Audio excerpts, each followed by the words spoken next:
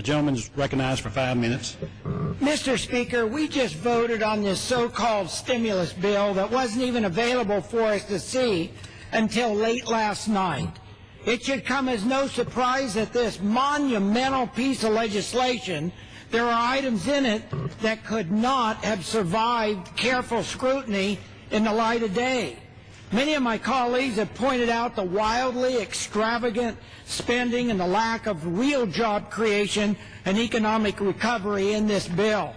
I fully share those concerns, but I also want to call to attention a little-known provision tucked into 6 pages deep inside this 1,100-page bill. The Democrats are spending $1.1 billion on new federal board to conduct health care research. Sounds innocent enough, right? Unfortunately, this provision is a camel's nose under the tent in the Democrats' quest to have the federal government push doctors aside and put Washington in charge of patients' health treatment options. This board, the Federal Coordinating Council on Comparative Effectiveness Research, will be comprised of 15 federal bureaucrats, all appointed by the president. Not a single practicing physician or patient advocate will be allowed to sit on this board. Mr. Speaker, this is the first step of government-run health care.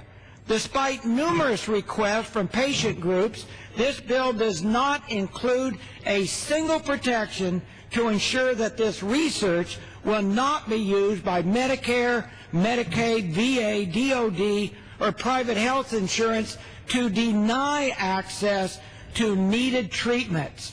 The goal of this board is to conduct research that will allow the federal government to deny needed health care.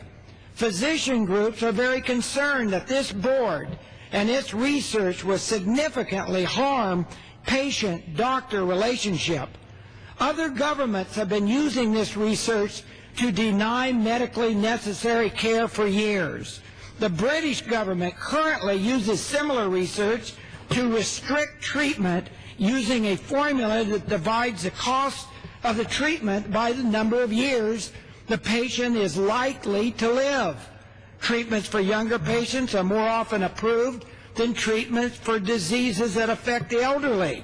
For example, in 2006, the British government used comparative effective research to say that elderly patients with macular degeneration had to wait until they went blind in one eye before they could get a new drug to save the other eye.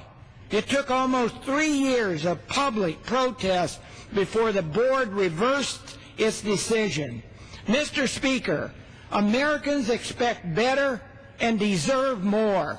Physicians and patients, not faceless federal bureaucrats, should be in charge of health care decisions.